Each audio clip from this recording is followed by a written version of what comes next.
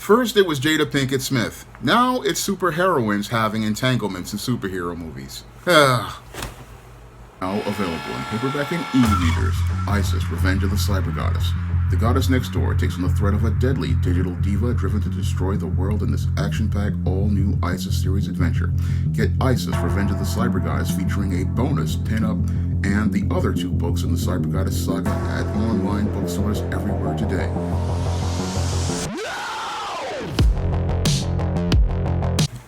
I just got through watching the trailer for Marvel Studios' The Marvels, and I have to ask Kevin Feige a critical question.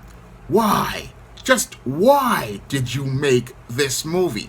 And I have to ask the question why, because what was presented on the screen of The Marvels is one of the worst things I've ever seen come out of Marvel Studios, and it just is of just absolutely such poor quality. It just is one of the worst things I have ever seen as related to the overall superhero genre. Now, as I was watching the trailer for The Marvels, I basically saw all of the worst tropes of MCU movies just thrown together on screen. I saw just really bad special effects. I saw really bad writing. And I saw the MCU trope of constant jokes. Everything that we hate about modern MCU movies was basically presented on display in this film, where we're supposed to be thinking about all of the girl power being presented to us, with all of the Marvels showing us the so-called strong heroines, but I didn't see anything as related to strength as related to these heroines. No, I saw three stooges bumbling and stumbling throughout a trailer of a film which had one of the worst so-called stories I have ever seen.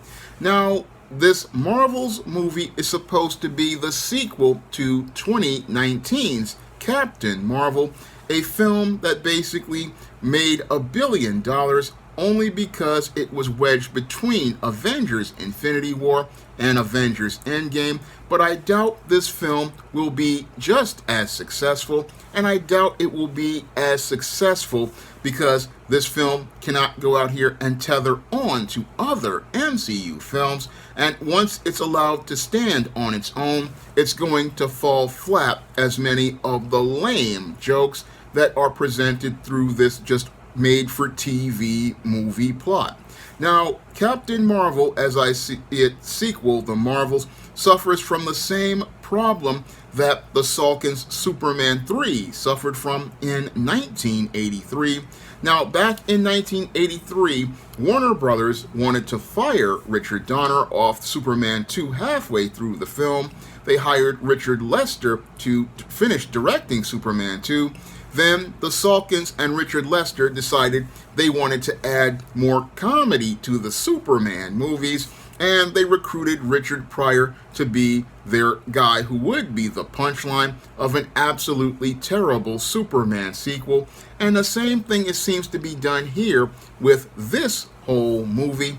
They're trying to add more comedy to make The Marvels a Marvel, and it's not marvelous to watch all three of these actresses struggle through this movie with its paper-thin plot, which is cut and pasted from Star Trek The Next Generation and Xena Warrior Princess episodes. I mean, I've seen this storyline done 1,000 times as related to this so-called entanglement of powers. I mean, this is a story that's been there and done that, where we have a character who, like Worf in one episode, he was interacting with his alternate universe counterparts. I remember that episode of Star Trek The Next Generation because that was one of the episodes I saw possibly in the last season.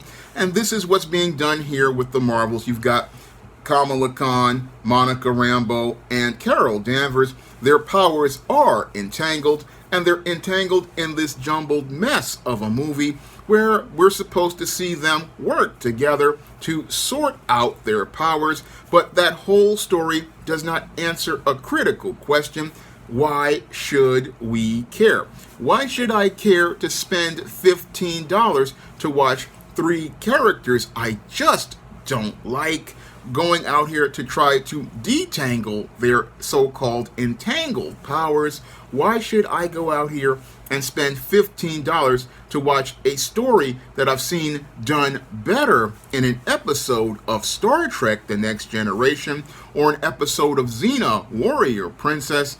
I mean, I can watch Star Trek The Next Generation or Xena Warrior Princess for free, and they all have special effects that are just about on the level of the ones presented in this movie that they spent over $100 million on. And again, that's the more embarrassing thing about this Marvel's movie.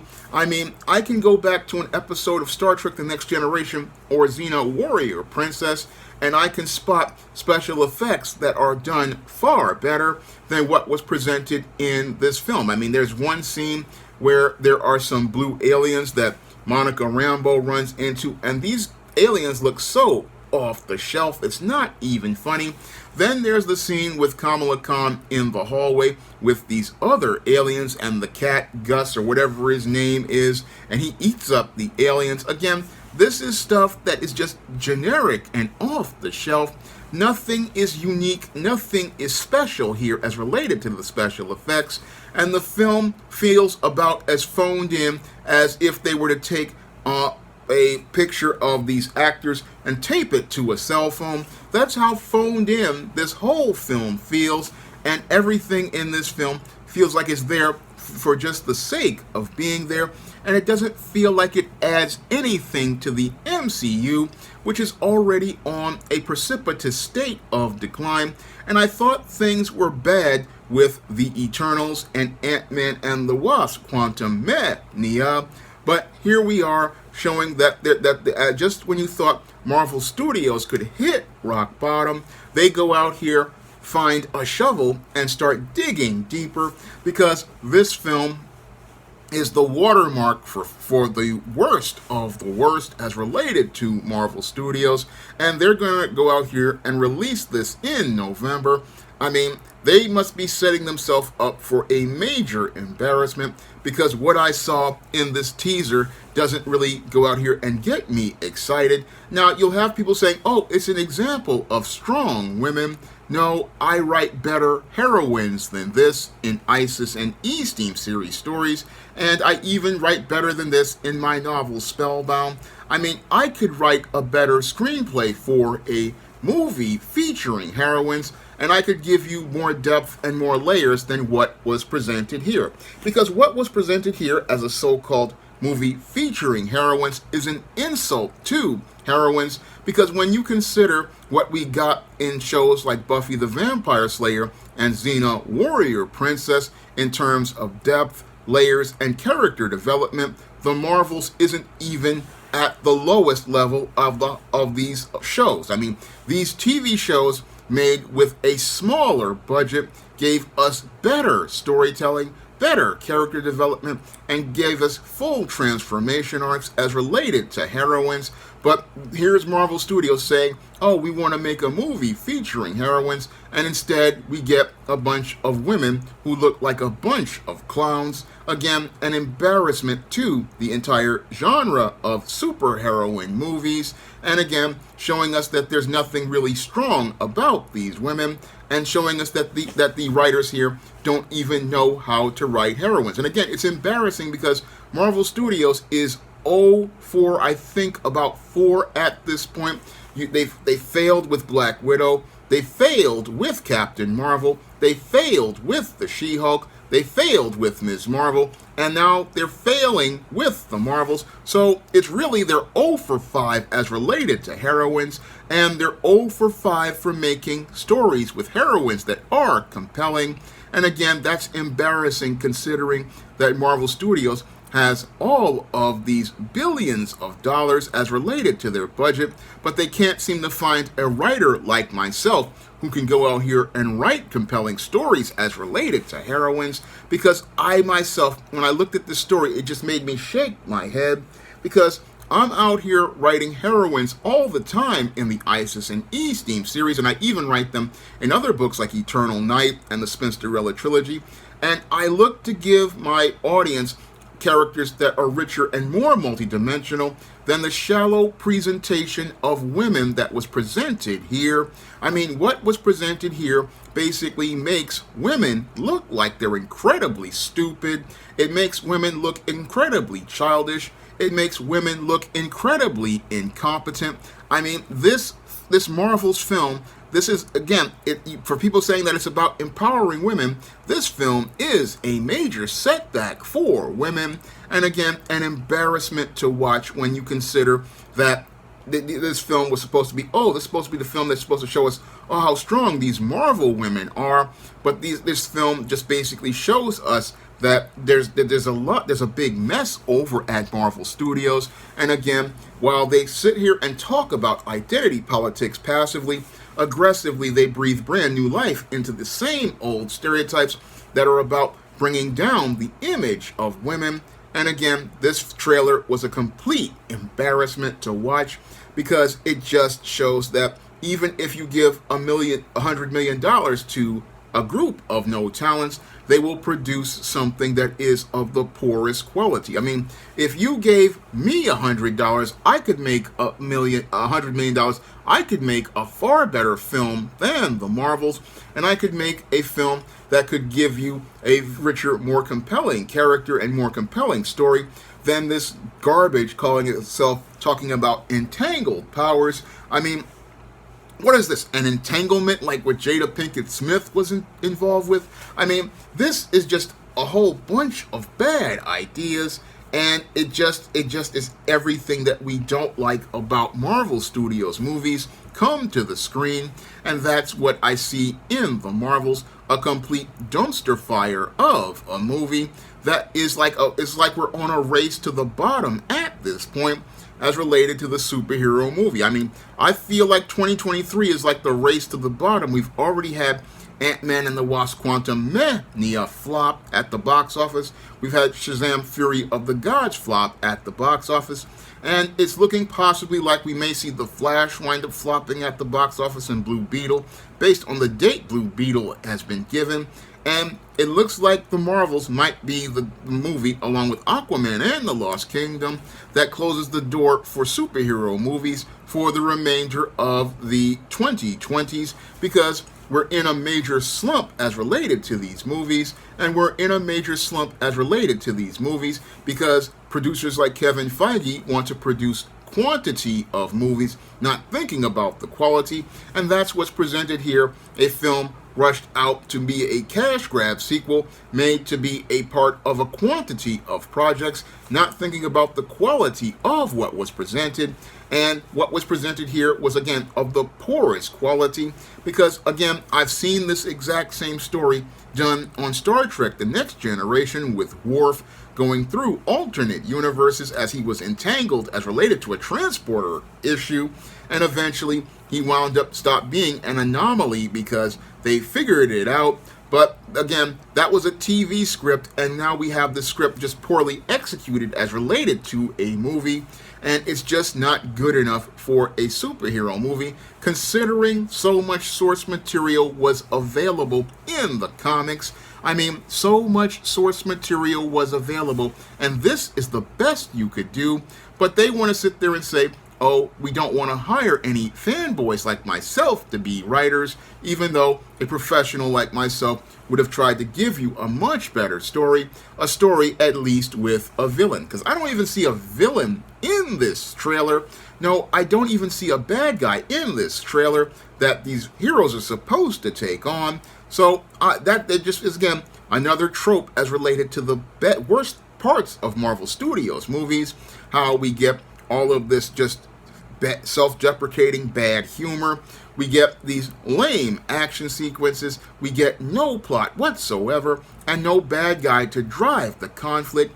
And this is just a dumpster fire calling itself a movie, a complete hot mess.